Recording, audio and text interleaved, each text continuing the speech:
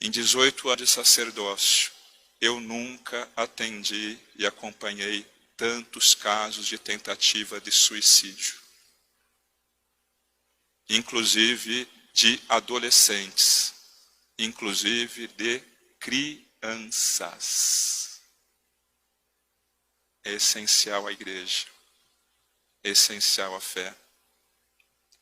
Teve um dia que a guarda municipal veio à igreja chamar para conversar com o jovem, que a guarda foi chamada porque ele estava tentando cometer o suicídio. É essencial a assistência religiosa. Há uns 2 meses atrás, um pouco mais, um pouco menos, segunda-feira, estava as senhoras limpando a igreja, quando chegou uma pessoa aqui, um homem, e falou que queria conversar com o padre. Eles responderam, tem testemunha aqui, bem na minha frente, aqui no primeiro banco, mais uma vez, quando responderam.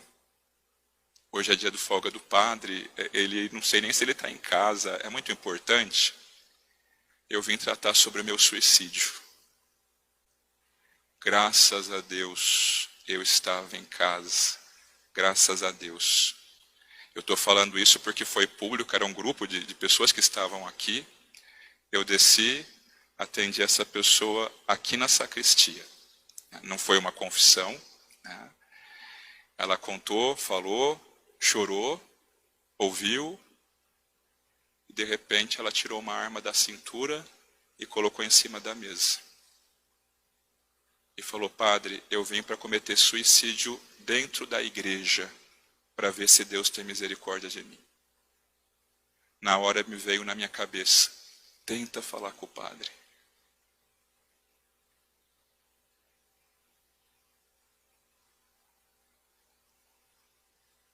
É essencial a assistência religiosa. É essencial o padre num velório pedir pela alma de um falecido e consolar aqueles que ficaram. É essencial o padre socorrer um doente. É essencial. O doutor Renato, que foi missa de 7º dia, eu não sei, há 1 semana, 2 semanas atrás, trabalhava em Manaus, mas é de Serra Negra, estava indo e voltando para cá. E ele pegou o vírus da Covid, ele foi internado em Amparo. Antes de ser entubado, a filha dele me contou que ele falou, pelo amor de Deus, deixa um padre entrar, eu preciso da comunhão, eu preciso da unção dos enfermos. Eu não sei como, porque nesse momento não é permitido, graças a Deus, permitiram que o padre entrasse e desse a comunhão e a unção dos enfermos para ele. Ele e a esposa vieram a falecer no mesmo dia. Não no mesmo dia da comunhão, mas no mesmo dia que um faleceu, o outro também faleceu. Foi essencial o padre, para aquele médico que sabia que estava arriscando a vida em Manaus. Foi essencial o padre ali naquele momento. Infelizmente, não é uma coisa, foram 2 situações. Normalmente eu sou bem recebido no Hospital de Serra Negra, e reconheço e louvo a Deus pelo trabalho de tão bons profissionais ali, que estão lutando para fazer o possível pelo hospital. Mas antes da pandemia, eu fui chamado, há algum tempo já atrás, para atender um doente antes da pandemia, bem antes da pandemia. Cheguei para entrar, sou padre aqui há 7 anos. O hospital foi construído com a ajuda da igreja, foi administrado anos pelas irmãs, né? Nós sabemos disso. Eu falei, preciso visitar um doente.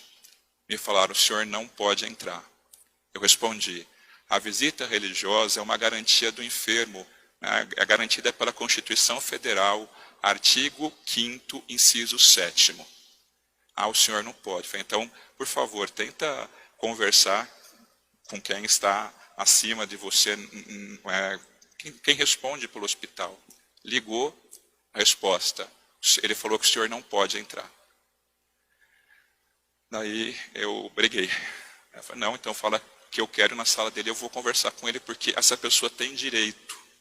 Daí conversou, falou, brigou, tá bom, pode entrar, pode dar unção dos enfermos. Dei. Agora, na pandemia, me chamaram para visitar um doente aqui. Não era Covid. Eu pedi para entrar, a resposta foi não. Eu pedi para conversar, para confirmar, falou não. E eu não lutei.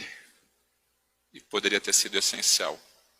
Eu não sei se essa pessoa sobreviveu ou não. Eu sei que eu não cumpri ali com a minha missão.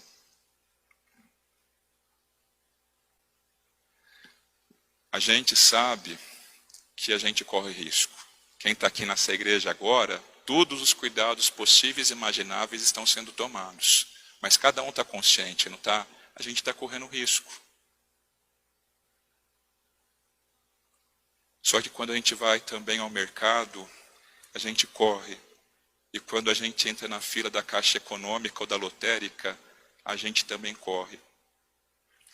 Tem uma pessoa que eu acompanhava no bairro São Luís, que ela estava há anos de cama. Estava abandonada pela família. Não saía porque não podia e não recebia visitas. Ela morreu de Covid.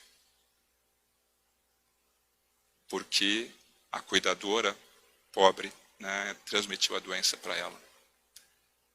Viver é correr risco. A gente tem que tomar todos os cuidados necessários. Mas sempre existe, a gente está consciente disso. Ninguém que deixa de vir à missa nesse período está pecando. Aqueles que são em grupos de risco, muito menos. Os que estão com alguma nem venha, que estão com alguma suspeita de enfermidade, se cuide direitinho, não é? Mas se a gente está aqui é porque a gente sabe que a gente precisa para lutar, senão a gente não aguenta.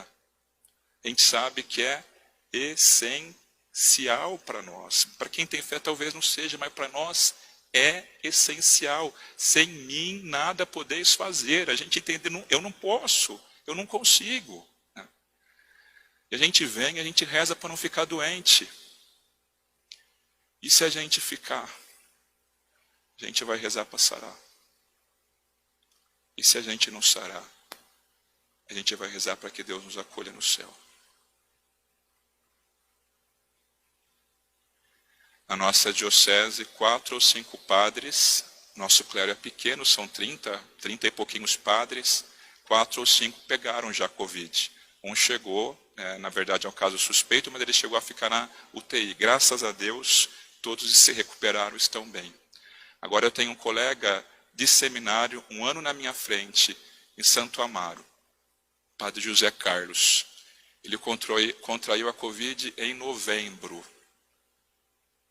Ele ficou entubado até acho que umas 2, 3 semanas atrás, desde novembro. Ele veio a falecer. Ele sabia do risco. Mas um soldado não pode desistir da guerra. E ele veio a óbito, mas ele morreu lutando.